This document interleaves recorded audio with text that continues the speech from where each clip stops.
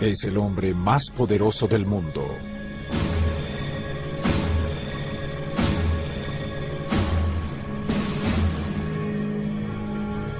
Dirige el mayor ejército de la historia.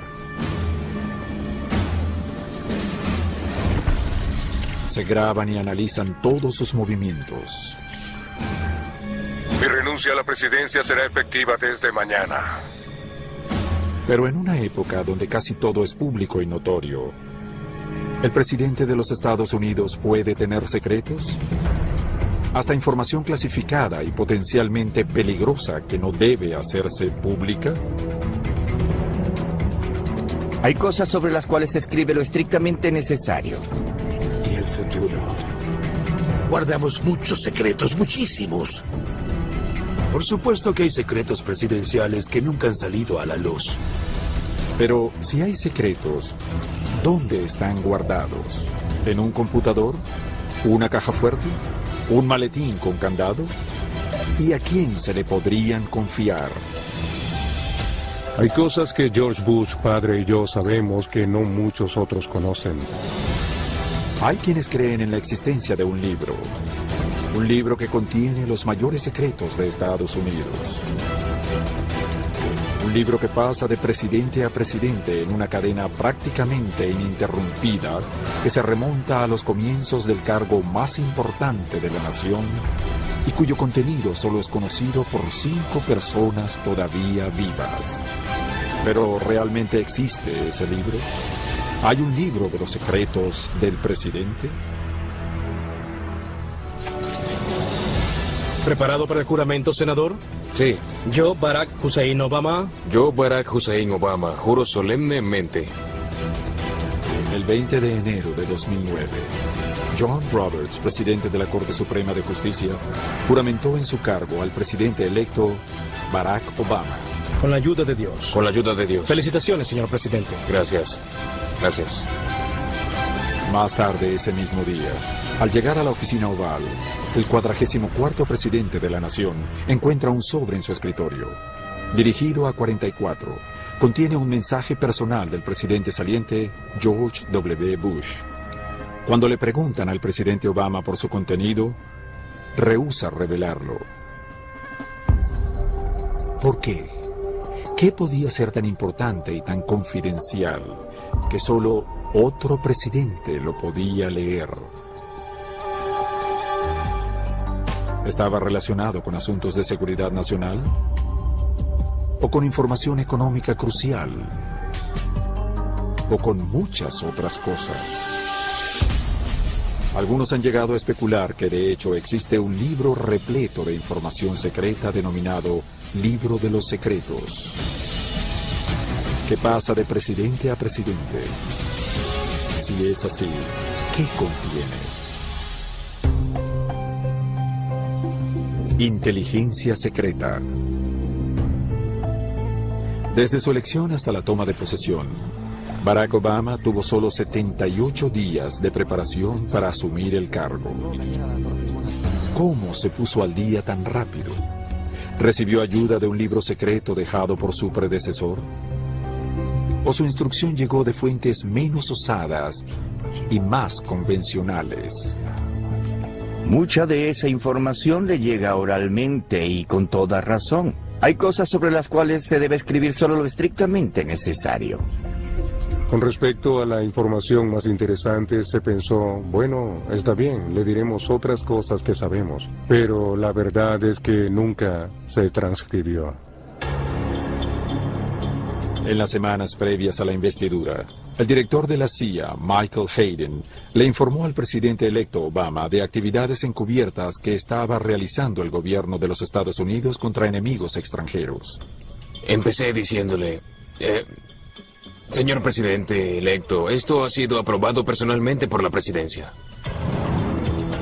Pero no por una de las personas que ha ocupado el cargo, sino por el despacho presidencial. Así que, a menos que usted nos diga que detengamos alguna operación, la tarde después de su juramentación seguiremos haciéndolo como hasta ahora. Este es el paso para llamar su atención cuando se le da el informe. Luego le expliqué el proceso. Ya sabes, cosas de esos informes antes de que te las digan. El tamaño de la deuda, las amenazas foráneas, el número de terroristas que podrían estar en el país, son cosas que sabes, pero cuando profundizas, piensas, Dios mío, desearía haber sabido esto durante la campaña. Una cosa es ser candidato y otra muy distinta es ser la persona que toma las decisiones. Sin importar lo bien informados que estén, son pocos los presidentes que están preparados para lo que aprenderán el día de la toma de posesión. Solo a partir de ese momento tendrán acceso ilimitado a todos los documentos clasificados y obtendrán respuestas respecto a asuntos de seguridad nacional. Pero ¿cómo influirá este nuevo conocimiento ultra secreto en las políticas y prioridades del presidente? ¿Podría ser esta la verdadera causa del cambio radical entre la retórica de un candidato presidencial? Lean mis labios. No más impuestos. Vamos a empezar a trabajar. Cerraremos Guantánamo. ¿Y la retórica de un presidente que ya tiene acceso a la sofisticada inteligencia gubernamental? Se elige al presidente por su visión. Él tiene una visión del mundo y del lugar hacia el cual quiere encaminarlo.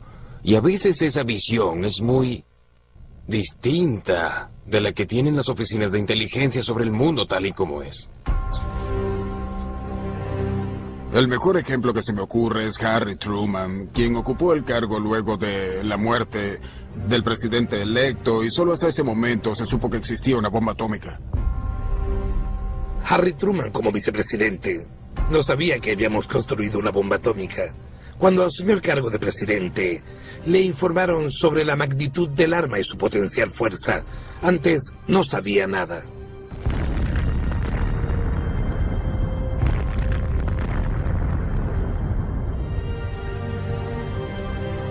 ¿Creen que eso cambió su idea de cómo continuar la guerra? Claro que sí.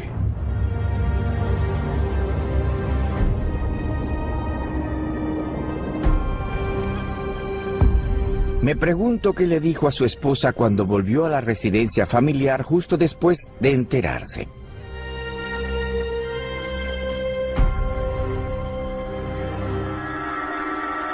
Hoy en día, el presidente maneja el arsenal nuclear de una manera muy particular. A donde quiera que vaya, lo acompaña un asistente militar que carga un maletín de 20 kilogramos conocido como el balón de fútbol nuclear. Constantemente se ve en las fotos. Es un maletín negro parecido al de los médicos que yo decía que contenía un sándwich de atún y una revista. Pero lo que hay dentro es altamente confidencial. Le permite al presidente, como comandante en jefe, mantenerse en contacto con el Comando Central de las Fuerzas Armadas y con sus comandantes, quienes deben responder a la orden de iniciar una acción nuclear. Oficialmente conocido como el bolso de emergencia presidencial, el balón de fútbol nuclear se comenzó a usar en los años 50 con el presidente Dwight Eisenhower. La Guerra Fría dio inicio a muchas de las cosas que han hecho los presidentes, tales como enfrentar un ataque sorpresa de la Unión Soviética, una bomba o misiles aproximándose.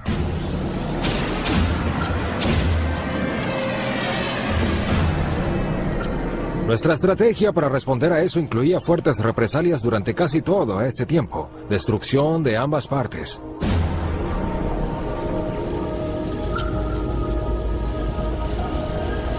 De acuerdo a la Constitución, el presidente de los Estados Unidos es la persona encargada de tomar esa decisión. Por esa razón, el presidente debía estar en capacidad de tomarla en cualquier momento y en cualquier lugar donde estuviera.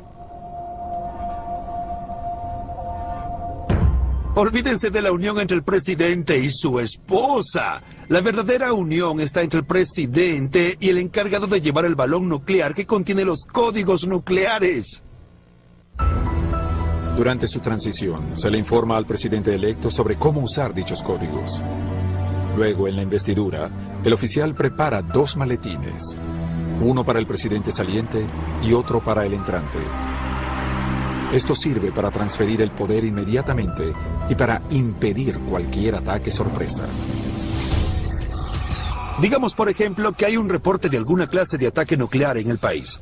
Abren el balón nuclear y hay una complicada lista de diversas opciones que tiene el presidente, desde lanzamientos masivos y destrucción del mundo hasta ataques precisos usando armas tácticas. El presidente debe digerir toda esa información en cuestión de minutos y decidir qué hacer. Cuando el nuevo presidente asume su cargo, recibe los códigos nucleares. Pero ¿de verdad es él el único capaz de autorizar un ataque nuclear?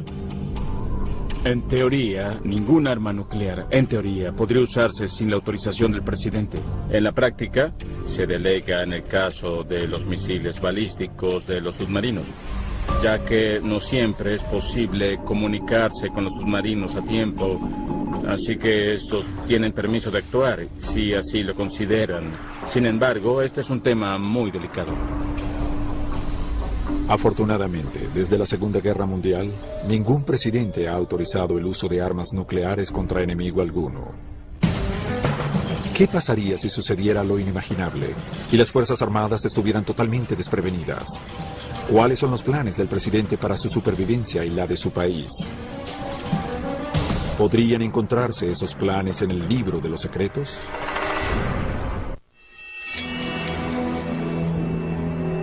Destinos secretos. En caso de una emergencia nacional, es posible que un libro de los secretos del presidente contenga información relacionada con búnkeres escondidos, rutas de escape secretas y destinos para proteger al jefe de Estado, su familia y miembros clave de su gobierno.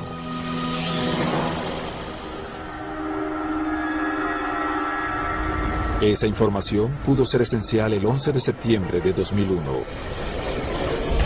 cuando unos terroristas secuestraron 4 aviones y estrellaron 2 de ellos contra las torres del World Trade Center en Nueva York.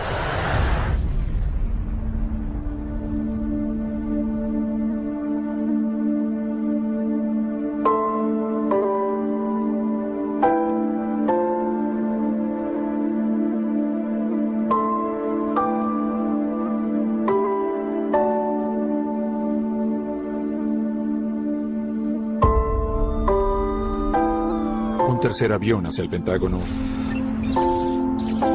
y un cuarto supuestamente dirigido hacia el Capitolio en Washington, D.C.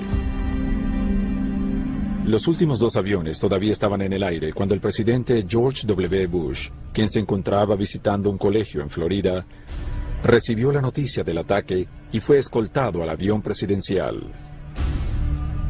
Yo estaba viajando con el presidente Bush el día 11 de septiembre. Y partimos en uno de los despegues más veloces del avión presidencial que me han tocado. ¡Listo para despegar! No hace falta decir que existen planes y protocolos para muchas contingencias, así que sabíamos que nos dirigíamos a uno de varios lugares posibles. Con el gobierno de los Estados Unidos en aparente asedio, el personal de la Casa Blanca reaccionó ante la noticia. Estaba desayunando con una colega en el comedor de la Casa Blanca, ubicado en el sótano del ala oeste. Cuando nos enteramos, reunimos al personal para evacuar. Les dijimos que corrieran y salieran tan rápido como pudieran. Mientras al personal se le ordenó evacuar el lugar, los agentes del servicio secreto escoltaron inmediatamente al vicepresidente Dick Cheney y a otros funcionarios de alto rango a un búnker debajo de la Casa Blanca, conocido como el Centro Presidencial de Operaciones de Emergencia, o PIOC. Se encuentra en el sótano del ala este. Es un viejo refugio antibombas de la Segunda Guerra Mundial. Tiene una puerta grande y pesada, lleno de literas, comida enlatada, agua embotellada y entre otras cosas. Cheney, Condi Rice y otras personas pasaron el 11 de septiembre en el PIOC.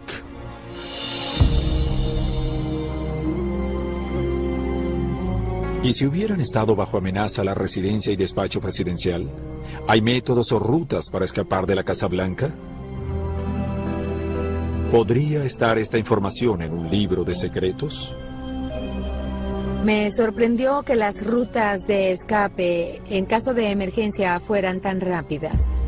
No puedo hablar sobre ello, pero hay formas en las que un presidente puede trasladarse de un punto A a un punto B muy rápidamente en una emergencia.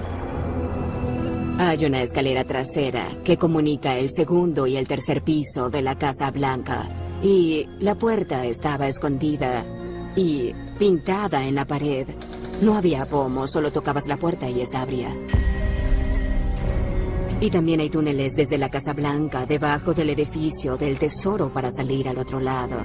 Así que yo usaba estos túneles para salir de la Casa Blanca sin tener que pasar por la puerta principal. Había planes de evacuación. Te daban un bolso amarillo más o menos de este tamaño, que se convierte en una máscara de gas en caso de un ataque químico o biológico y cualquier cosa que se propague por el aire y amenace tu vida. Te daban eso que te ayuda a respirar lo suficiente para poder salir de la ciudad a salvo. Nosotros éramos los responsables de saber qué hacer en caso de emergencia. Nos reuníamos y estábamos al día en todo para poder hacerlo bien, porque algo podría ocurrir en cualquier momento. Hay otros lugares en la ciudad, pero es un tema delicado. De su ubicación o de sus condiciones realmente no puedo hablar. Sabemos que cerca de Washington, D.C., hay grandes instalaciones subterráneas. Hay una en Virginia, en las montañas de Shenandoah, conocida como el Centro de Operaciones de Emergencia de Mount Weather, que aparentemente es una ciudad subterránea. Y desde luego hay otro puesto de comando en Colorado. E imagino que debe haber cientos de otros lugares seguros en todo el país donde pueden llevar al presidente. ¿Podría haber cientos de búnkeres secretos esparcidos por toda la geografía nacional? Y si es así, ¿están siempre listos para garantizar la seguridad del presidente en un momento dado? Lo primero que necesitas es aislamiento. Requiere estar apartado de la amenaza. Si esta te alcanza, la instalación es inservible. Luego de aislar a la persona, la siguiente cosa que necesitas es aire puro y limpio. Si tienes suficiente comida, agua y servicios básicos, puedes sobrevivir mucho tiempo. La seguridad no radica en el búnker como tal, sino en que nadie sepa dónde estás. Sin importar lo seguro que sea el búnker. De acuerdo a expertos de seguridad, el libro de los secretos indicaría que el presidente está más seguro si permanece en movimiento. Para prepararse en caso de que ocurra una tragedia, también debe planificarse el transporte. Todo eso se decide con antelación, es estrictamente confidencial y no debe conocerse públicamente, pero existe. Todo tiene que funcionar a la perfección. Puedo hablar de eso porque estuve con el presidente en un simulacro. Subí al helicóptero presidencial y volamos a un sitio secreto en las montañas cerca de Camp David. Aterrizamos para abastecer el combustible del helicóptero. Lo hicimos manualmente. Teníamos una bomba y un barril con 200 litros de combustible y partimos de nuevo. Volamos en círculos y finalmente aterrizamos en el aeropuerto de Harrisburg, Pensilvania. Y la torre había cerrado el aeropuerto y al final de la pista había un 747 muy grande. Subimos por la escalera de la nariz del avión hacia la cabina principal. Me senté en una fantástica silla de cuero que decía presidente por detrás y me preguntaron, ¿cuáles son sus órdenes, señor presidente? Dije, salgamos de aquí. Encendieron los motores rápidamente y despegamos como un cohete.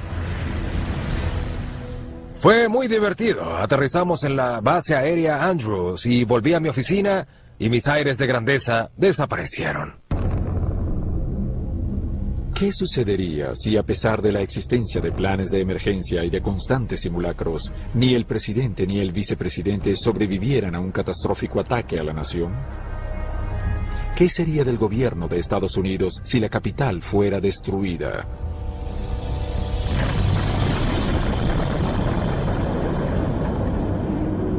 Lo más probable es que el libro de los secretos contenga un capítulo sobre un programa de emergencia ultra secreto, conocido como la continuidad del gobierno, y diseñado para asegurar que alguien siempre quede a cargo. Se comienza con una premisa muy sencilla. ¿Qué pasaría si hay un ataque nuclear o biológico que elimina a las autoridades del gobierno? ¿Qué sucedería? Es decir, ¿qué se haría ante eso? En un mundo moderno y real, con misiles y tantas otras armas, ¿cuántos minutos pueden pasar sin alguien a cargo?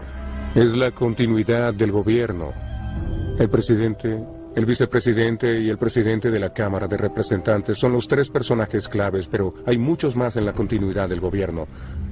Está el Congreso, el gabinete y las Fuerzas Armadas. Tenemos que estar en contacto continuo cada momento de cada día.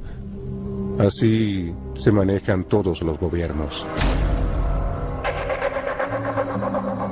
Sin embargo, hay más secretos sobre este plan que los conocedores de la materia llaman el plan del juicio final.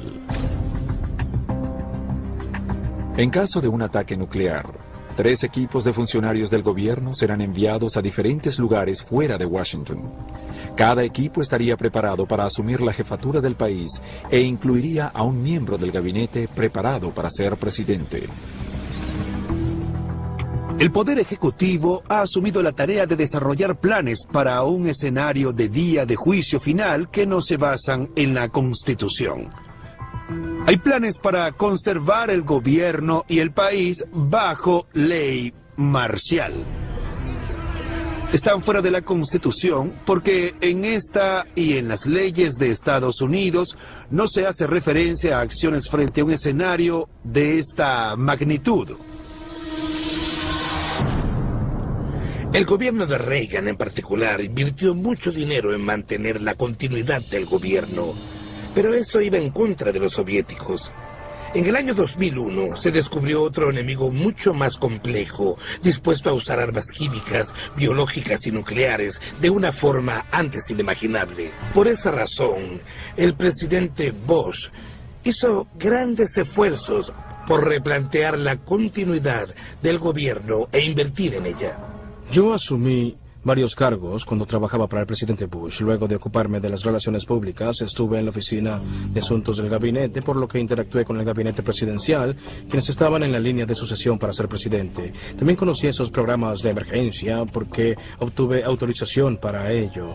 Durante mi ejercicio en la Casa Blanca hubo muchos momentos en los que me costó dormir. Pero recuerdo que quizá el peor momento fue la noche después de haber pasado 2 horas y media escuchando sobre el programa. Y pensaba, bueno, soy solo uno más del personal. No podría imaginarme siendo el presidente y ocupándome de todo. Eso fue muy duro. Los búnkeres subterráneos y los planes para el juicio final funcionan como estrategias defensivas. Pero ¿qué sucede con las opciones militares del presidente? ¿Qué clase de armas ultrasecretas posee a su disposición? ¿Podría un libro de secretos sugerirle al hombre más poderoso del país cuándo y cómo utilizar las fuerzas más letales del planeta?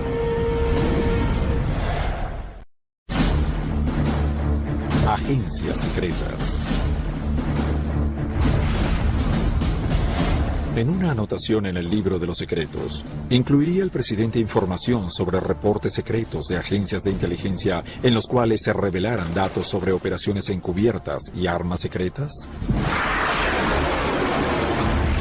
6 días a la semana, el jefe del Ejecutivo preside la sesión de Seguridad Nacional, donde se le informa de todos los asuntos de inteligencia que amenazan al país.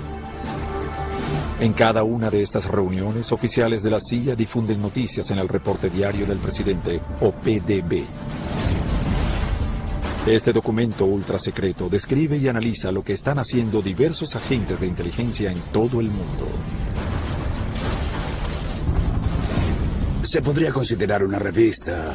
Es un libro pequeño, anillado de 15 o 20 páginas. No todas las páginas están llenas de información. Hay diferentes artículos que cubren tópicos diversos y creo que, dependiendo del día, hay énfasis en uno o en otro aspecto.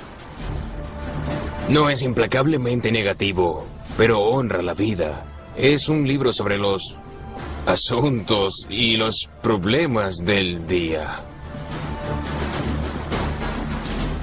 Puede tratarse de un asunto táctico que surge de una forma inminente o algo que se considera una estrategia a largo plazo para encarar un problema. Yo veía al presidente cada jueves. Además de dicho reporte, le daba un informe operacional de lo que hacía la CIA. Mayormente trataba sobre actividades encubiertas diseñadas para influir en hechos foráneos de orden político, militar o económico. Ocasionalmente hablaba de espionaje. Señor presidente, ahora podemos hacer esto, ahora tenemos acceso a aquello.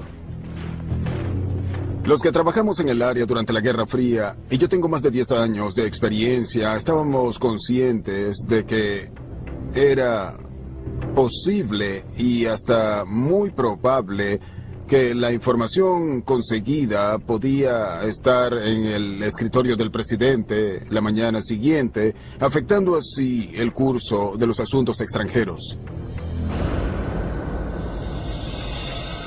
Para combatir problemas potenciales, el presidente tiene en su arsenal un gran abanico de armas secretas. Entre las más efectivas y letales de los últimos años están los dron. Estos pequeños aviones operados a control remoto han sido ampliamente utilizados en las guerras en Irak y Afganistán. Los drones han servido como herramientas de reconocimiento y debido a que pueden llevar cargas explosivas como máquinas letales. De hecho, parece algo exótico.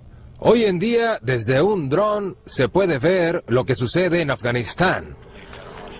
Las Fuerzas Armadas envían las imágenes hasta la Casa Blanca y uno se puede sentar en la sala situacional a ver lo que el operador del avión ve. Además de armas secretas, el libro de los secretos del presidente no tendrá también información sobre agencias ultrasecretas, organizaciones tan clandestinas que de solo mencionarlas se podría arrestar a un empleado gubernamental. Todos hemos oído hablar de la NASA. Parece ser que existe otra agencia llamada Oficina Nacional de Reconocimiento. Trabaja desde la década de los 60 y su existencia no se hizo pública hasta 1992. Durante más de 30 años tuvimos una agencia secreta espacial cuya existencia era un secreto. La Oficina Nacional de Reconocimiento desarrolla y opera una serie de satélites espías que vuelan en una órbita cercana a la Tierra y usan una avanzada tecnología espacial y de imágenes. Hay algunos satélites que descienden de los denominados ojos de cerradura y que son esencialmente satélites de reconocimiento fotográfico, cámaras gigantes que toman fotos de la Tierra. Existe otra clase de satélites de reconocimiento óptico, el sistema Onyx. Funciona como un radar de apertura sintética, lanza haces de luz de radar a la superficie de la Tierra y los recoge para crear mapas e imágenes. Permite ver a través de nubes. Permite ver a través del suelo. E incluso ver de noche. El personal militar asignado al programa Onyx usa insignias con la inscripción "Somos dueños de la noche".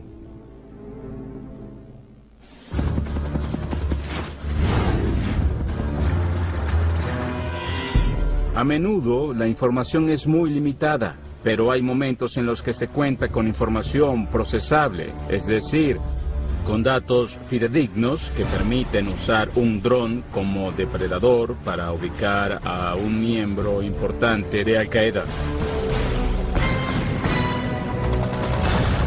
El presidente Obama ha actuado con información procesable numerosas veces e incluso ordenado el asesinato de líderes de Al-Qaeda.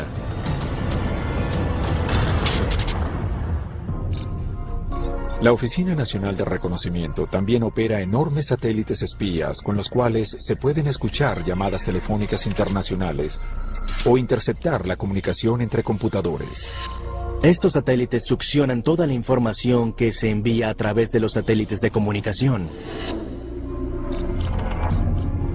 Hace años, cuando representé a Mohammed Al-Fayed por la muerte de la princesa Diana, la Agencia de Seguridad Nacional supuestamente detectó un material de vigilancia de la esposa del embajador de Brasil en Estados Unidos, donde hablaba con la princesa Diana de ciertos escarceos sexuales de esta última.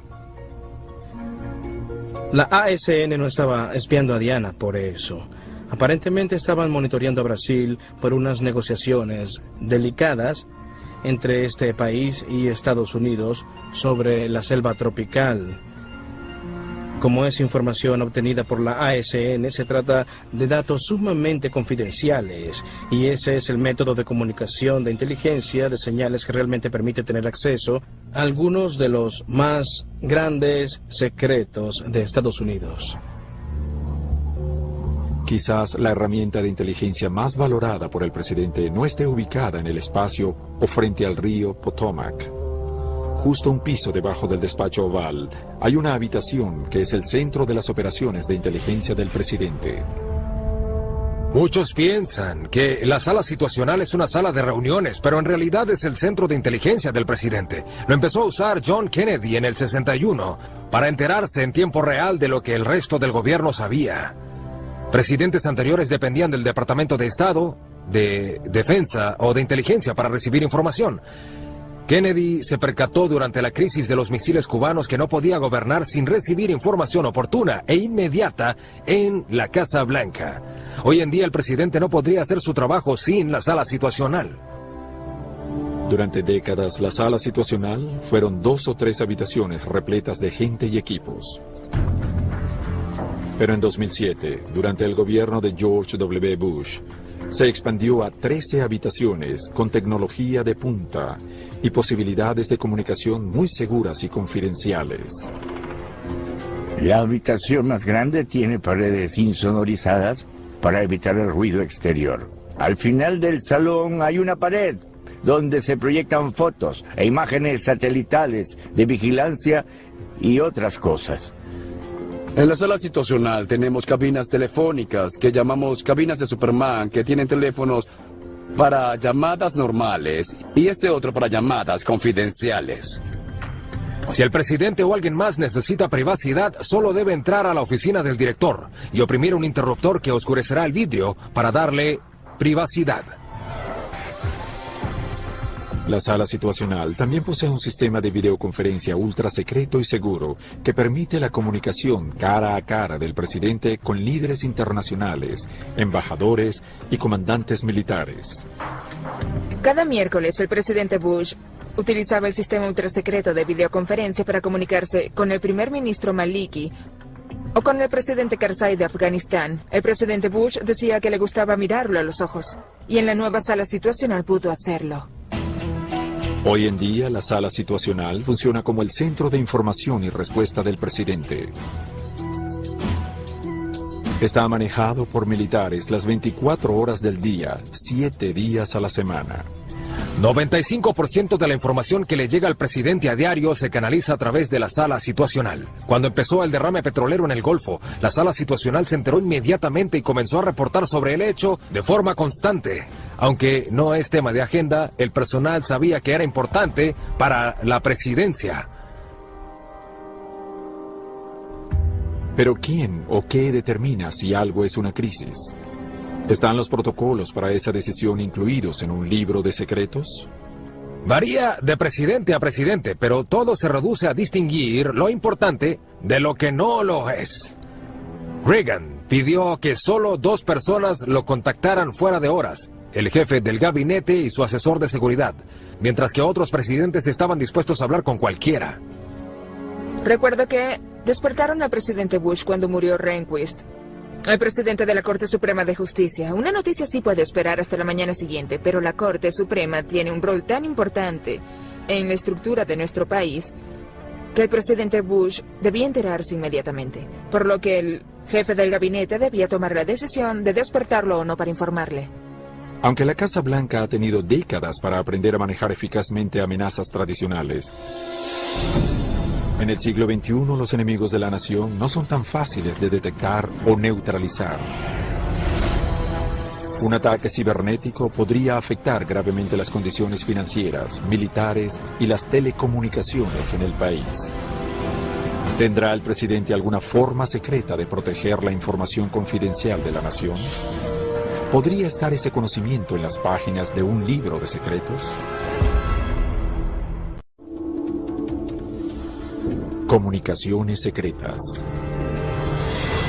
En la era de los teléfonos inteligentes, iPads y Kindles, la información del libro de los secretos podría fácilmente almacenarse, consultarse y portarse digitalmente.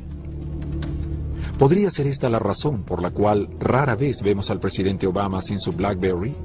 Si es así, ¿podría esta delicada información ser vulnerable a filtraciones o incluso a un ataque cibernético?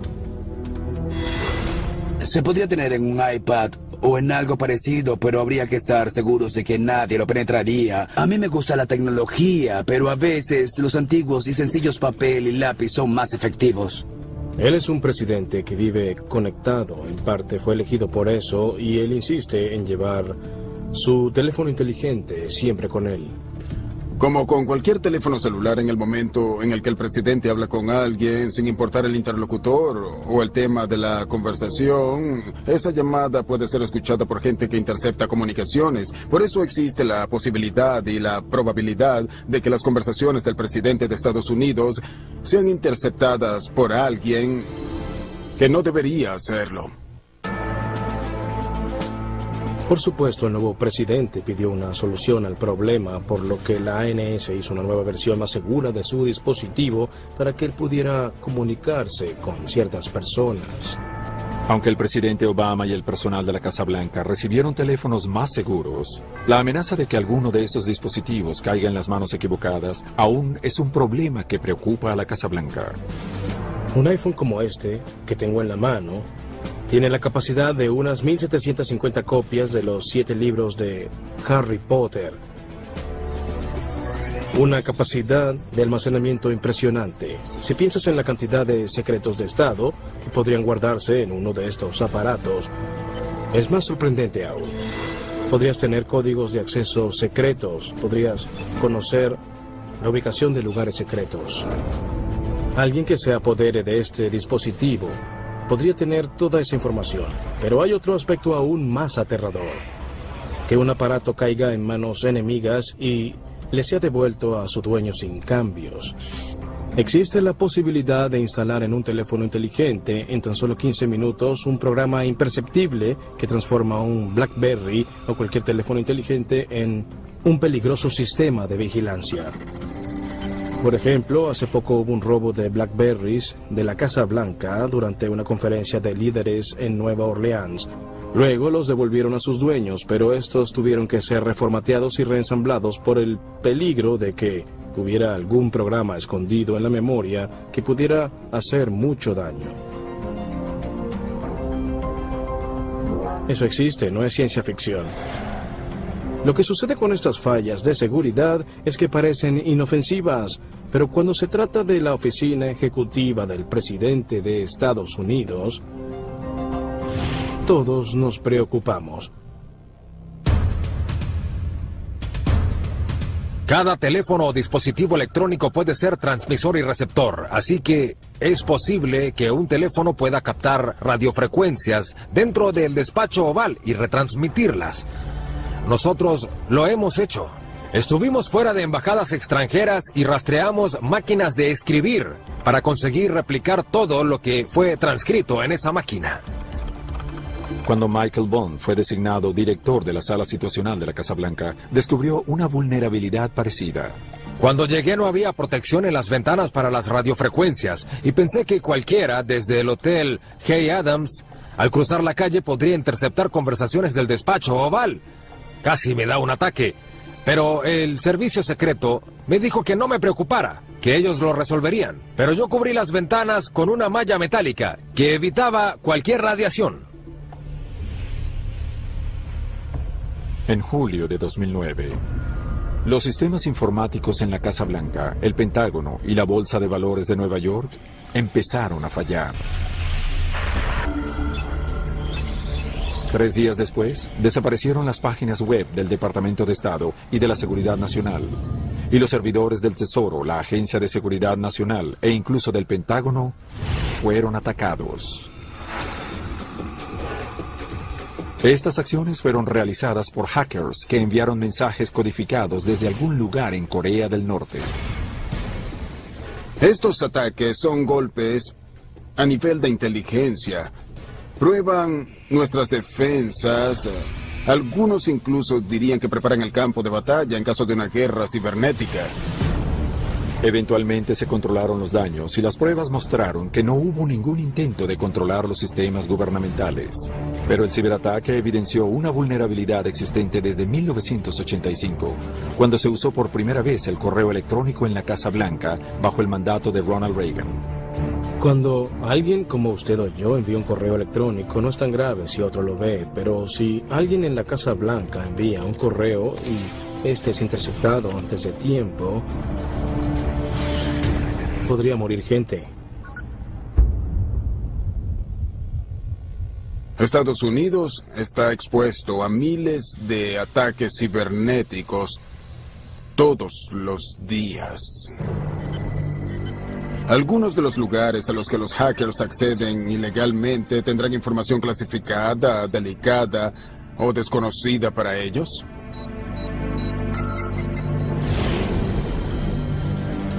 Podrían llegar, digamos, a tomar el control de un computador para crear un caballo de Troya, el botnet, un robot electrónico que en caso de conflicto pudiera poner las computadoras en contra de nosotros o hacerlas dejar de funcionar. Irónicamente, en los meses previos al ataque cibernético de julio de 2009, el presidente Barack Obama le había ordenado al secretario de Defensa Robert Gates que creara una división cibernética en el Pentágono con potencial tanto ofensivo como defensivo. El ciberespacio es real, como lo son los riesgos que trae consigo. Al-Qaeda y otros grupos terroristas han expresado su deseo de desplegar un ataque cibernético en nuestro país. ¿Qué tan vulnerables son los secretos de la nación que se encuentran almacenados digitalmente? En caso de un ataque cibernético que colapsara una parte o la totalidad de nuestra red eléctrica, ¿cuáles serían las consecuencias? Seguramente tendríamos un caos de grandes proporciones en todo el país.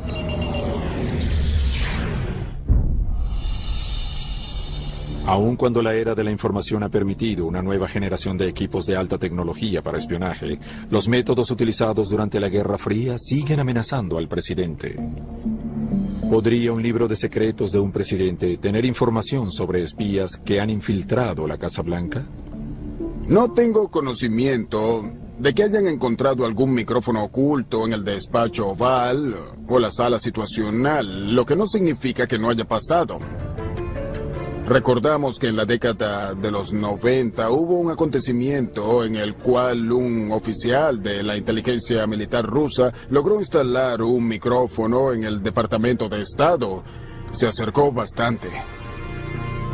La KGB intentó arduamente infiltrar gente en la Casa Blanca, pero hasta donde no se descubrió ningún caso durante la Guerra Fría ni en el breve periodo en el cual fueron revelados los secretos de Moscú. Es decir, entre el momento en el que cayó el viejo sistema soviético y llegó Putin a reconstruir el estilo soviético, en esa transición hubo gente que habló mucho y nunca supimos que nadie hubiera logrado infiltrar una espía en la Casa Blanca.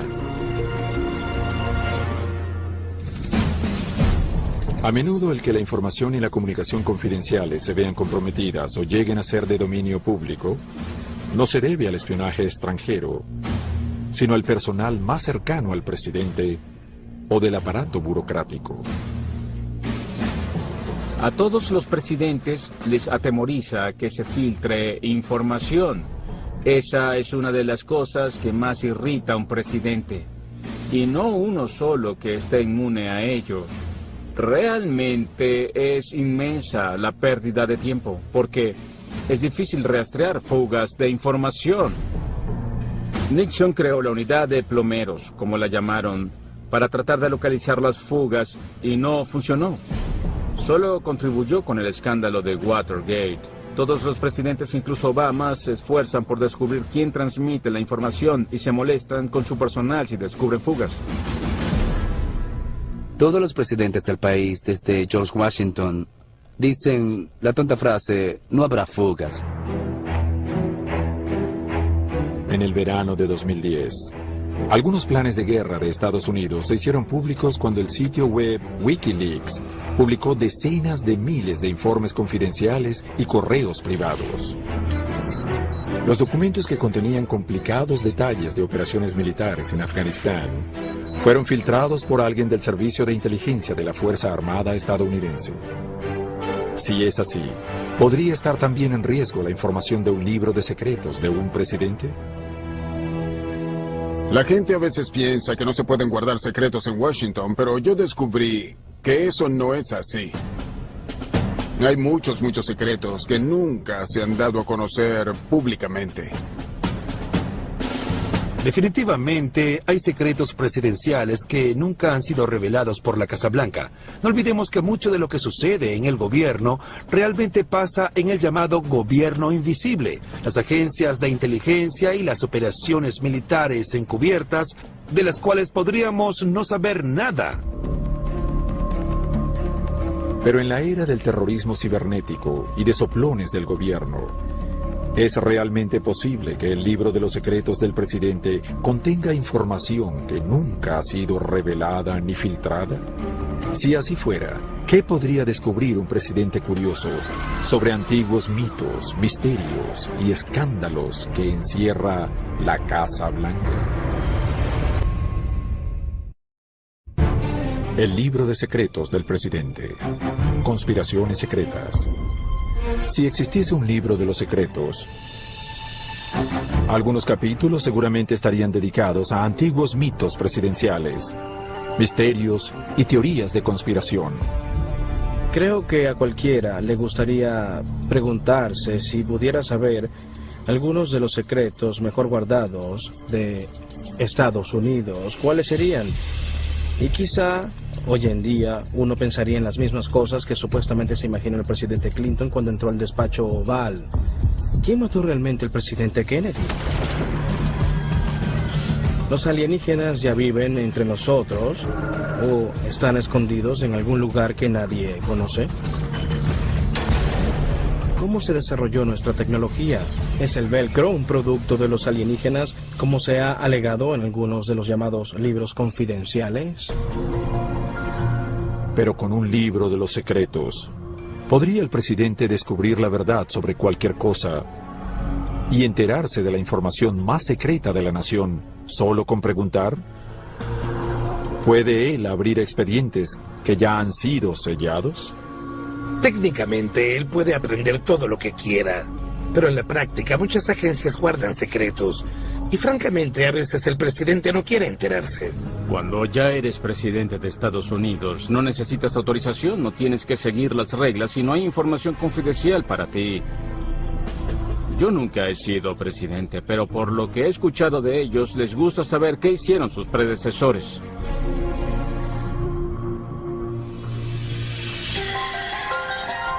Desde la Segunda Guerra Mundial hemos estado rodeados de secretos. Todo es confidencial y el público sabe muy poco. La Oficina de Archivos Nacionales declara que tiene un atraso de 408 millones de páginas de reportes confidenciales. Aunque el Congreso propuso una ley tratando de eliminar los reportes sobre el asesinato de Kennedy, todavía se conservan alrededor de 50,000 páginas de informes de la CIA relacionados con ese homicidio.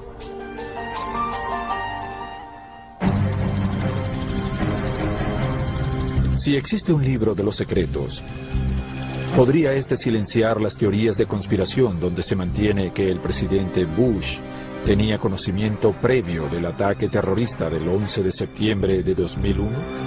Hay quienes creen que la presidencia de Bush estaba tambaleándose. Su nivel de aprobación era muy bajo y necesitaba a un enemigo.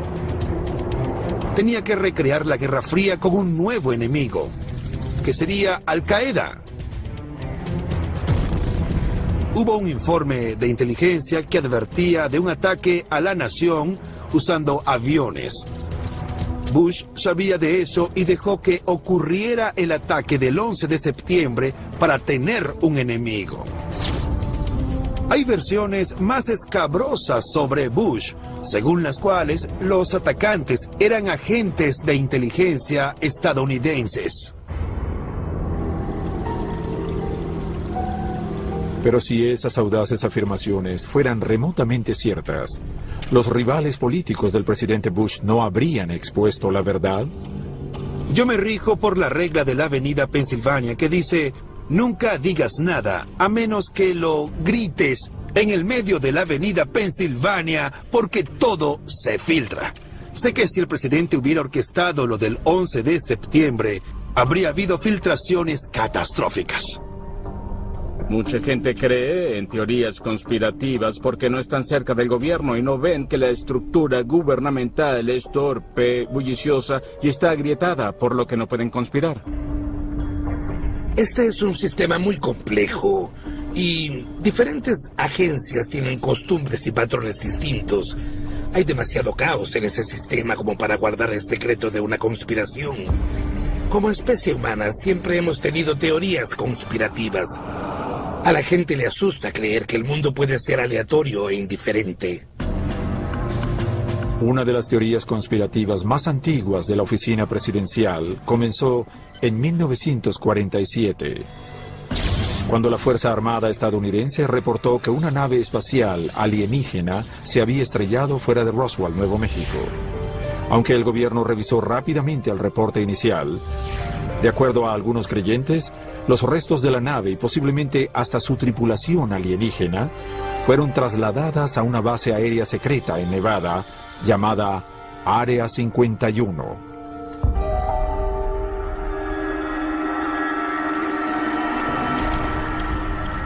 Realmente no hay nada en cientos de kilómetros alrededor del Área 51. Conduces por una carretera larga donde hay sensores en el suelo para que la seguridad sepa que alguien se acerca. Finalmente te topas con una cantidad de señales. No hay una demarcación clara de sus límites. Ese es el punto a partir del cual ya no quieres avanzar. Hay personas que aparecen en camionetas para vigilarte, lo que prueba que hay gente dedicada a tratar de averiguar si es verdad que allí adentro hay alienígenas o no. ¿Esas afirmaciones fantásticas podrían ser verdaderas? Si es así, ¿no lo sabría el presidente de Estados Unidos?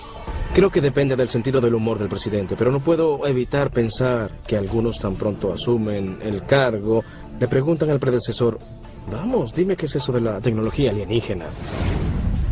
El asunto de los alienígenas es muy interesante. Nosotros también teníamos la misma curiosidad, es decir, hay gente allá afuera que realmente cree que esos seres existen. Nosotros invertimos tiempo investigando el asunto, pero no obtuvimos ningún resultado concluyente.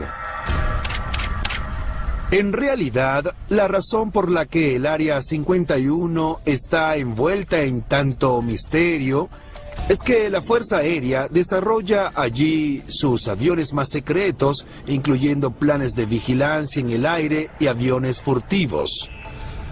Según declaraciones oficiales, también desarrollan armamento, pero hay mucha gente que cree que es una mentira elaborada para encubrir un almacén de aviones y cuerpos de alienígenas, e incluso de alienígenas vivos.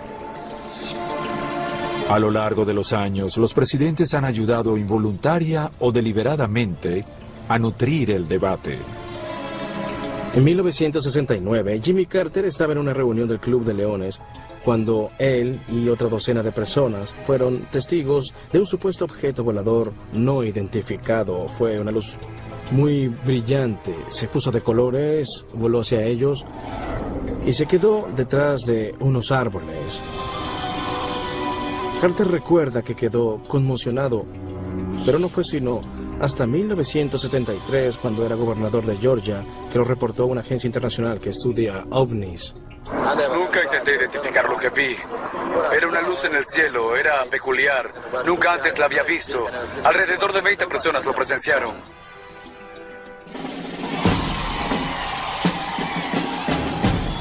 Hubo una investigación del Área 51 durante el gobierno de Clinton. También hay unas demandas relacionadas con esta base. Clinton apeló al hecho de que existen secretos de Estado y no reveló información sobre el Área 51. Por el hecho de permanecer en secreto, se generan toda clase de rumores y especulaciones. En entrevistas posteriores, el presidente Clinton admitió que las investigaciones nunca encontraron evidencia de la existencia de alienígenas o tecnología alienígena. Pero dijo que a pesar de no tener ninguna evidencia que lo confirmara, no sería la primera vez que le mintieran a un presidente. Los encubrimientos del gobierno sobre asesinatos y las invasiones alienígenas pueden ser muy rebuscados, pero esto no significa que no existan peligros reales que debe enfrentar el líder de la nación. Casi diariamente se descubren planes para eliminar al presidente o a un miembro de su familia. Pero ¿cómo logran frustrarlos? ¿Y qué podría revelar el libro de los secretos sobre planes y métodos secretos utilizados para proteger a la persona más importante del planeta? El libro de los secretos del presidente. Seguridad secreta. Lo siguen, lo vigilan y lo protegen con sus propias vidas. Son los miembros del servicio secreto. Si el presidente tuviese el libro de los secretos, ellos lo sabrían, pero han jurado silencio.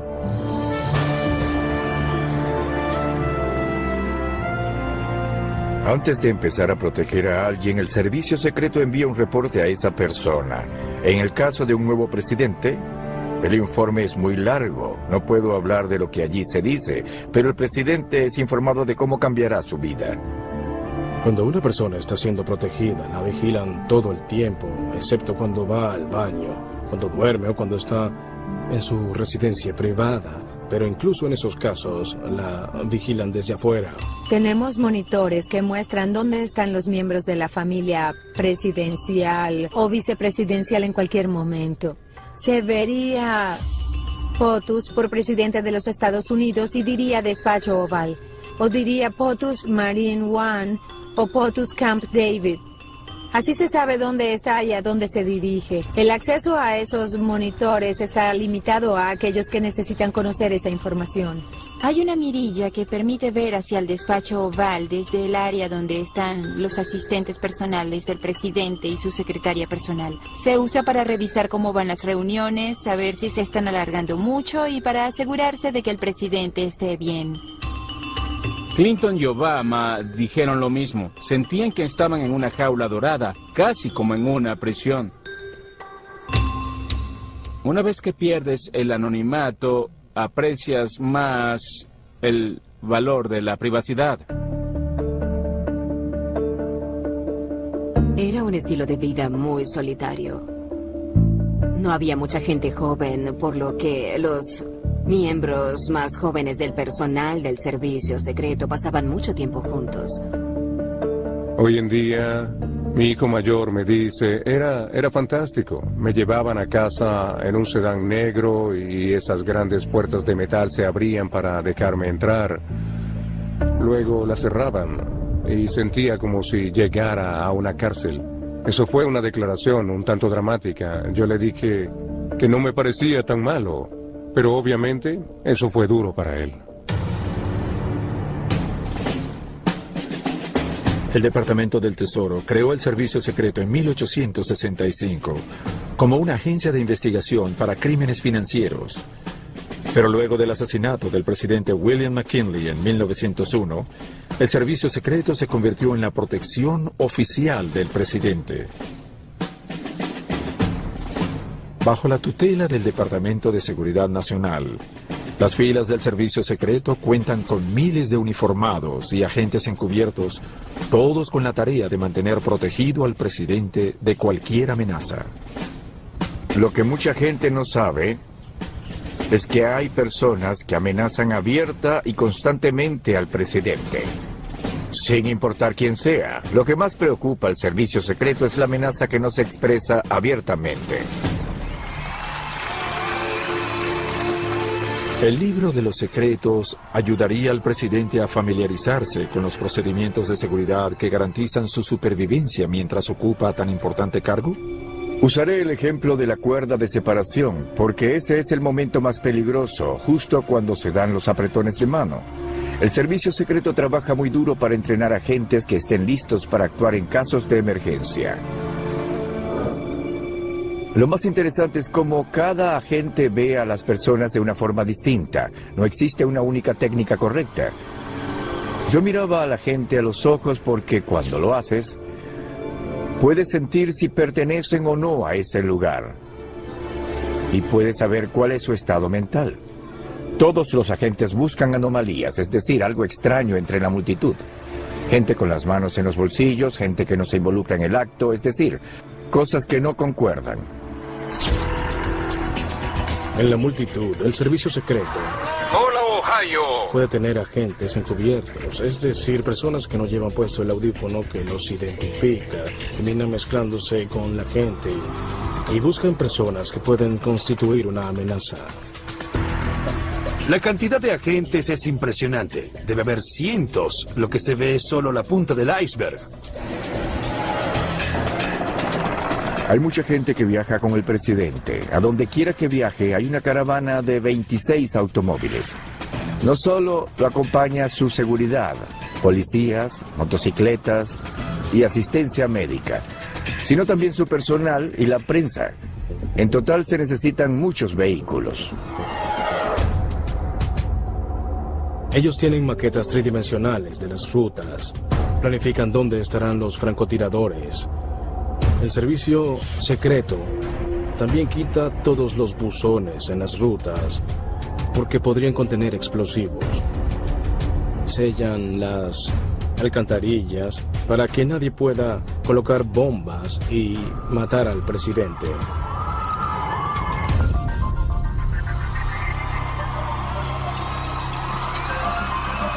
Cuando Barack Obama tomó posesión, él y Michelle salieron de la limusina 2 veces, y en ambos casos se les dijo dónde debían hacerlo. Sea planificado o espontáneo, cada uno de sus movimientos es perfectamente diseñado, y así debe ser. La gran protección en torno al presidente puede convertir un simple paseo por la ciudad en una gran y compleja operación. Incluso una visita casual a la casa de un amigo amerita la intervención de todo el servicio secreto.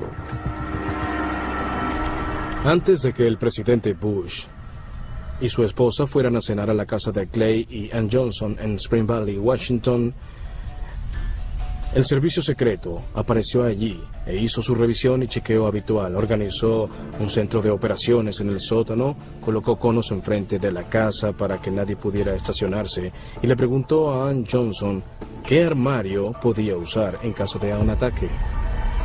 Pusieron unas luces especiales adentro y le pregunté por qué. Me dijo que ese era el lugar donde llevarían al presidente en caso de un incidente. Le dije que era un armario muy pequeño y que no mucha gente cabría ahí, lo que respondió que solo necesitaban espacio para él y el presidente. Y le pregunté, ¿y los demás? Me miró como pensando, ustedes se las arreglan solos, amigo.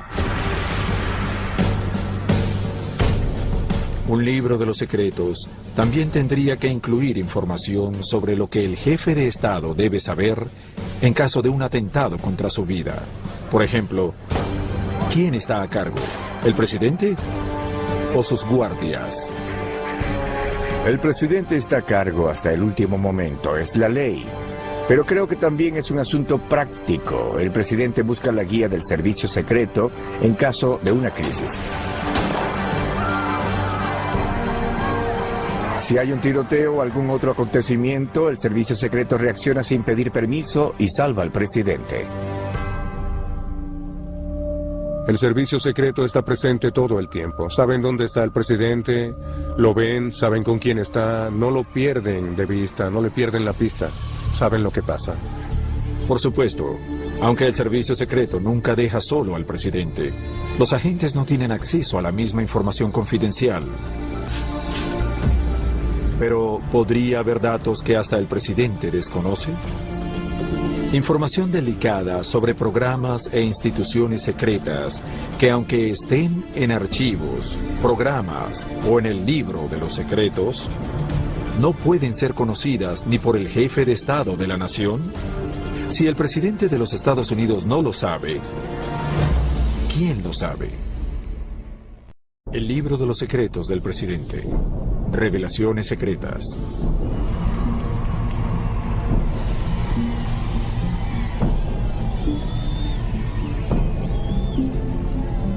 El cargo de presidente dura entre 4 y 8 años.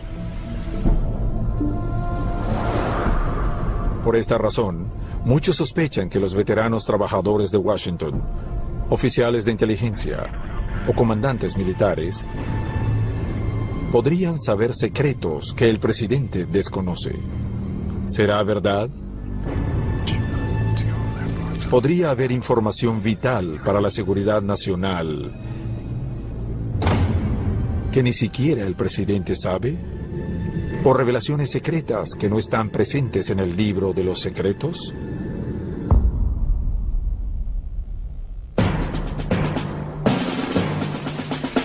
¿Será que al presidente se le puede negar el acceso a algo? Yo creo que no. Es difícil imaginar que eso sea legalmente posible, pero eso no significa que el presidente pueda ahondar en toda la información confidencial existente. Debería conocer algunos datos, pero otros es mejor que no lo sepa. Tenemos que pensar si algunos secretos se le dirán o no se le dirán al presidente. ¿Y quién decide si deben o no ser compartidos con él? Que no solo es comandante en jefe, sino también jefe de Estado y de gobierno. Y si es así, hay que poner en cursivas, mayúsculas y subrayado quién decide que el presidente no sepa nada y en qué se basa para tomar esa decisión. ¿Es constitucional? ¿Es legal? Y la pregunta más importante, ¿es saludable para el país? Primero déjenme decir que asumo la responsabilidad de mis actos y los de mi gobierno. Por muy molesto que pueda estar por las actividades realizadas en mi consentimiento, aún sigo siendo responsable de ellas. Aunque es difícil probar que los secretos de Estado son retenidos deliberadamente, la verdad es que un presidente no puede saber todo lo que sucede. En realidad él puede saberlo todo, pero en la práctica alguien tiene que poner orden. Esa persona tiene que decir, esto es importante y esto no, esto es urgente y esto no. Se maneja demasiada información en el mundo. Alguien descubrió que la edición dominical de New York Times contenía más información que la recibida por un habitante de un pueblo de Inglaterra en el siglo XVI, durante toda su vida. Mucho de lo que sucede en el gobierno realmente pasa en lo que llamamos el gobierno invisible, es decir, las agencias de inteligencia y las operaciones militares encubiertas, de las cuales podríamos no saber nada. Mucha de esa información ya se ha hecho pública, pero se han escrito libros sobre operaciones secretas, pero yo puedo garantizar que hay muchísima información que aún no ha sido revelada, como operaciones en el extranjero y el grado en el que las agencias de inteligencia del país han manipulado y controlado a la población estadounidense. Comenzando la década de los 60, el Estado Mayor Conjunto diseñó un plan denominado Operación Northwoods, en el que se preparaban ataques contra civiles estadounidenses y secuestros de aviones para culpar a Cuba, lo que serviría como pretexto para invadir la isla. No supimos de eso hasta la década de los años 90. Durante más de 30 años se mantuvo en secreto. Estuvo oculto.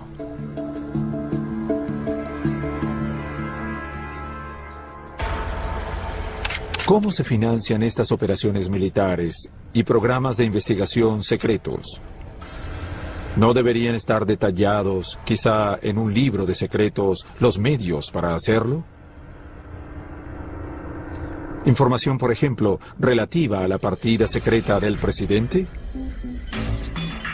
La partida secreta es la caja chica del presupuesto federal, es decir, una parte del presupuesto que el Congreso no puede revisar. Se pueden encontrar partidas secretas en la sección del presupuesto de la defensa en el apartado de investigación, pruebas y evaluación. Es un documento que se puede descargar en la página web de la Contraloría del Departamento de la Defensa. Si lo abres y empiezas a detallarlo, encontrarás cosas interesantes. Hay códigos extraños como Pilot Fish y Retract Large. Y verás que hay millones de dólares asignados a esos programas y en ninguno se justifican los gastos. Muchos de los proyectos financiados por la partida secreta del presidente involucran secretos gubernamentales o instalaciones militares ubicadas en todo Estados Unidos.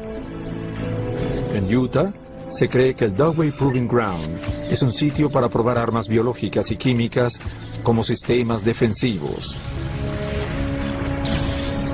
Y muchos creen que en California la base aérea Vandenberg sirve de pista de lanzamiento para satélites espías. Lo que sucede en esos lugares secretos se relaciona con los diversos programas que allí se desarrollan. En un sitio como el Área 51, en el campo de pruebas de Tonopah, habrá gente haciendo pruebas de vuelo, evaluando diferentes tecnologías experimentales y reenviando esa información a gente capacitada para que la analice. Los nuevos presidentes no tienen problema para entender que hay muchos experimentos militares y programas de investigación que son secretos y sobre los cuales reciben poca información. Lo que no entienden es el tamaño y alcance que tiene el misterioso mundo de la partida secreta. En teoría, el presidente tiene acceso a todo, pero en la práctica no ocurre así. No es tanto que los presidentes no se enteren, sino que hay tanta información confidencial y tanta planificación en todos los niveles de las agencias de inteligencia que una operación podría llegar a oídos del presidente solo en el último minuto. Muchos de nosotros pensamos que en el gobierno se manejan secretos. Hay un par de aviones secretos, hacen esto y aquello, pero luego vemos la escala de la partida secreta. Estamos hablando de 30 a 50 millardos de dólares anualmente. La escala de esto es enorme. En su primer día de trabajo, el presidente Obama firmó una orden ejecutiva diciendo que la carga de la prueba debería recaer en los que quieren guardar secretos y no en quienes quieren revelarlos, como ocurría antes. El presidente reconoce que el gobierno tiene demasiados secretos. Pero si el libro de los secretos no contiene la información de las operaciones secretas del gobierno,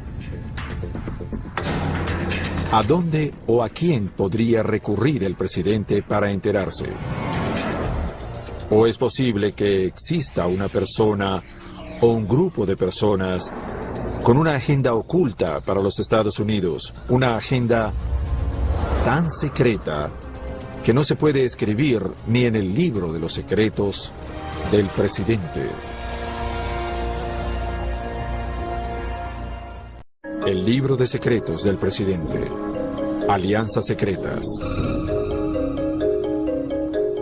Los francmasones. El Consejo de Relaciones Exteriores. El nuevo orden mundial. Calavera y huesos. Hay mucha gente que cree que la nación está gobernada por sociedades secretas. Conciliábulos dirigidos por sombríos personajes que operan de acuerdo a agendas ocultas y reglas secretas. Si es así, ¿no habría información sobre estas denominadas alianzas secretas y su propósito en el libro de los secretos? Quizá la respuesta se encuentre examinando a las personas más cercanas al presidente. Esos asesores no elegidos por voto, que ejercen poder e influencia. Un poder, como se podría decir, detrás del trono.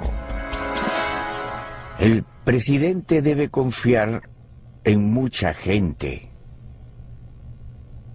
Pero un nuevo presidente sabe que no puede confiar realmente en tanta gente. Tarde o temprano se dará cuenta de que algunas de esas personas no son dignas de su confianza. En política, todos creen que hay grandes conspiraciones. Hay una conspiración en nuestra contra, hay otra en la de ellos. Recuerdo que cuando entré a la política ayudando al 41º presidente, la gente tenía miedo de los grupos internacionales. El Consejo de Relaciones Exteriores era una fuerza demoníaca que intentaba apoderarse del mundo y convertirlo en un solo gobierno. El presidente sabe que no puede confiar en nadie. Si quiere confiar en alguien, debe comprarse un perro. Cada persona con acceso a un candidato o a un presidente está continuamente tratando de influenciarlo. Así que cada vez que alguien se acerca al presidente con alguna información, hay un interés. Esos datos justifican o son parte de algo que alguien quiere. Si concentras todo el poder y el dinero en una sola ciudad, muchas personas intentarán aprovecharse de ello. No importa cuántas veces el presidente Obama diga que no quiere estar rodeado de personas complacientes. Como me dijo en una entrevista que le hice, lo dijo muchas veces. Ellos no me lo dirán directamente, pero luego me enteraré de que se oponen. Muchas veces el presidente no consigue la información que necesita porque la gente se siente intimidada o no quieren discutir con él. En Washington, el hecho de que el presidente esté aislado tanto en lo social como en lo informativo se conoce como estar atrapado en una burbuja. Para combatir este problema, los presidentes consultan con asesores externos a la Casa Blanca.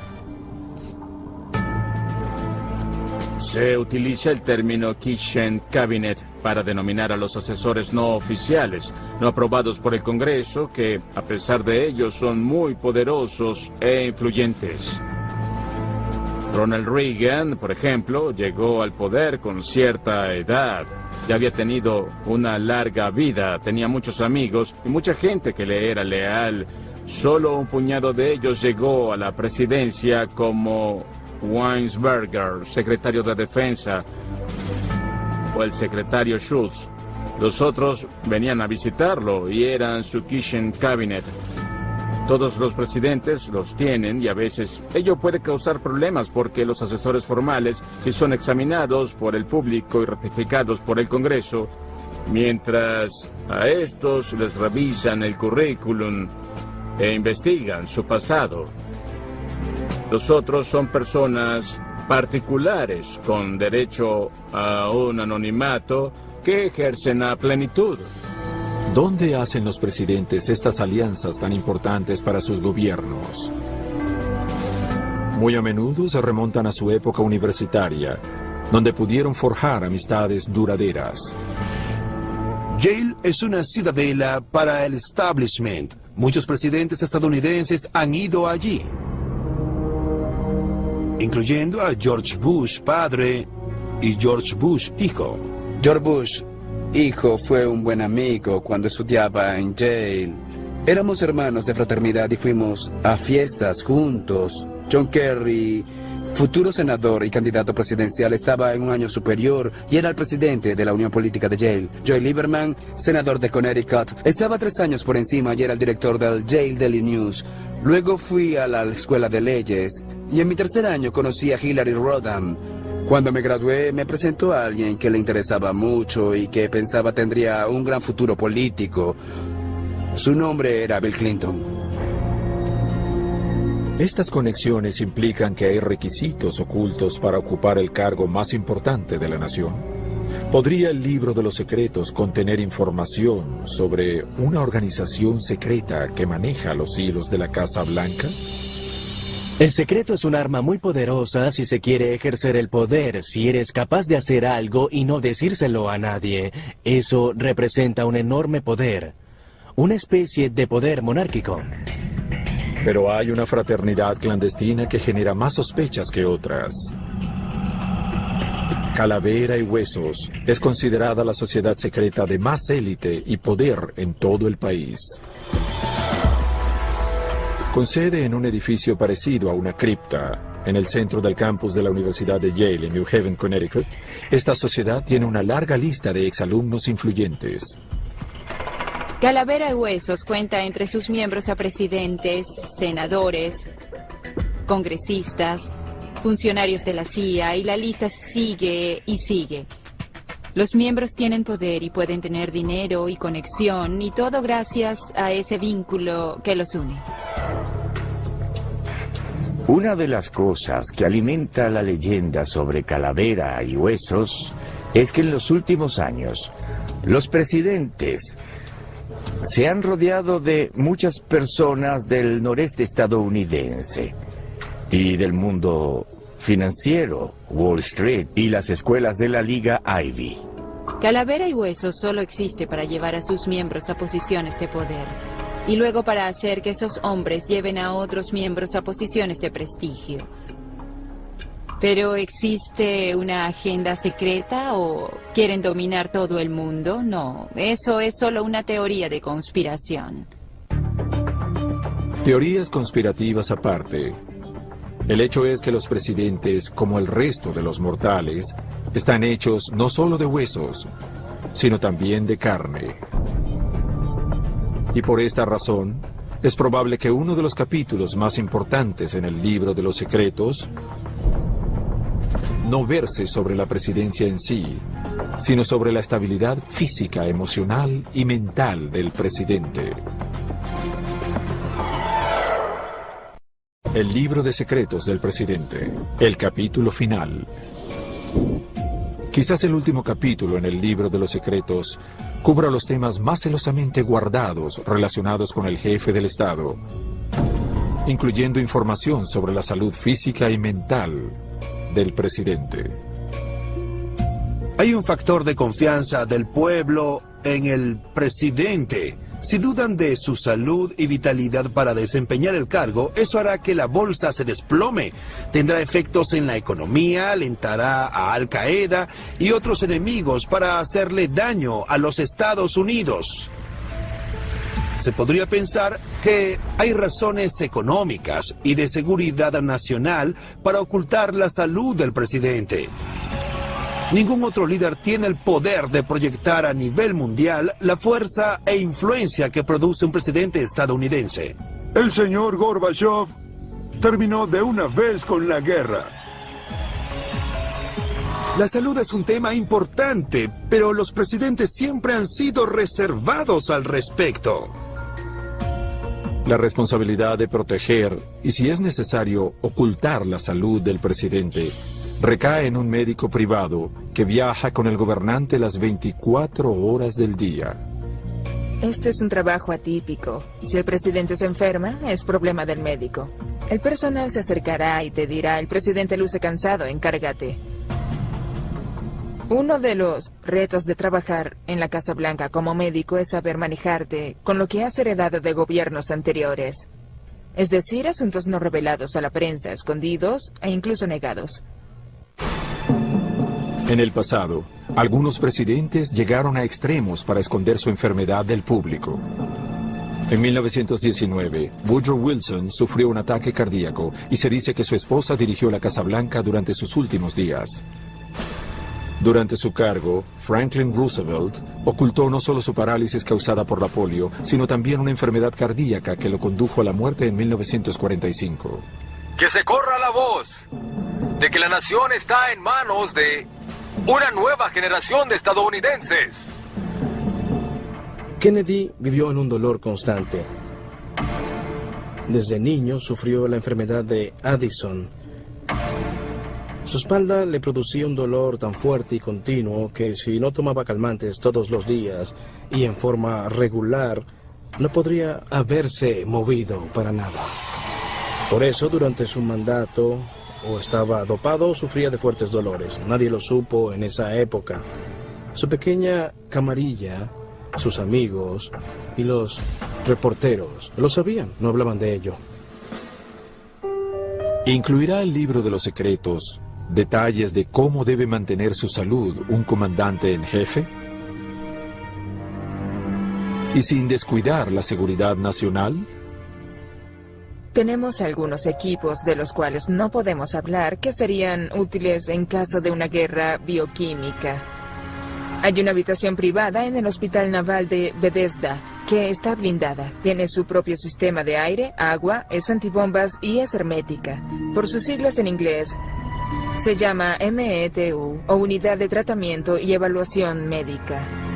Lo genial de la habitación es que es independiente y en un día de funcionamiento regular del hospital, ni siquiera sabes que el presidente está allí. Todo funciona normalmente y el jefe de Estado está protegido.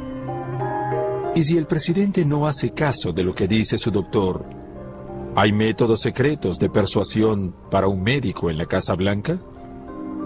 Uno de los secretos de los médicos de la Casa Blanca es que si el presidente no quiere obedecer tus órdenes, no hay otra alternativa sino recurrir a una autoridad mayor, es decir, a la primera dama de los Estados Unidos. El presidente será más obediente. Para los hombres y mujeres que buscan llegar a esa posición, no es un secreto que los cambios físicos que ocurren desde la toma de posesión hasta la salida del gobierno son sorprendentes. Incluso el más sano y en forma se retirará luciendo más viejo y desgastado. Entonces, ¿para qué hacerlo? ¿Por el poder? ¿Logro? fama o por el conocimiento? ¿El conocimiento que se encontraría depositado en el libro de los secretos? El 8 de enero de 2009, durante los últimos días de su mandato, el presidente Bush invitó a 4 hombres a una reunión privada en la Casa Blanca. Quiero agradecer al presidente electo por unirse a los expresidentes. El presidente Bush almorzó con su padre, George Bush, Barack Obama, Bill Clinton y Jimmy Carter. Es pequeño el club de expresidentes de los Estados Unidos y solo unos pocos siguen con vida. Aun siendo de diferentes partidos, tienen una conexión. Forman parte del mismo club. En la medida de lo posible, queremos compartir nuestras experiencias con usted. Todos nosotros sabemos de primera mano que este cargo trasciende al individuo. Los expresidentes hablan más de lo que la gente cree. No lo anuncian, pero lo hacen. ¿Quién más podría explicar lo que es ser presidente en esas circunstancias? Son capaces de dar una perspectiva única porque han estado allí. Saben cuáles son las urgencias y los problemas. Y en conversaciones de presidente a presidente, comprendes por lo que pasa el otro y eres capaz de dar consejos. Muy bien, una más. 5 hombres. 5 de 44. En una cadena ininterrumpida que se remonta a George Washington y los padres fundadores. Solo 5 saben la verdad sobre la existencia o no del libro de los secretos del presidente. El problema de colocar toda esa información en un solo diario es que podría ser robado, copiado o dañado. Estaría nervioso si fuera presidente y supiera que otras personas tienen acceso al libro. No puedo imaginarme cómo luciría dicho libro, pero sí sé que guardamos muchos secretos, muchísimos. Si existe ese libro, no lo conozco. Tengo mis dudas acerca de su existencia, pero sé que hay profundos y antiguos secretos. Los propios presidentes guardan secretos. El secreto es poder. El conocimiento es poder. Si tu conocimiento es desconocido para otros, serás una persona mucho más poderosa. En esta ciudad lo que da poder no es el dinero, no es ni siquiera el poder per se, sino la información. Los que la tienen son poderosos y los que no la poseen no lo son. Pero, ¿realmente existe un libro de los secretos del presidente? ¿O es solo el conocimiento que comparten los presidentes con vida? Una cosa es segura, nunca lo dirán. Hay cosas que George Bush padre y yo sabemos que no muchos otros conocen.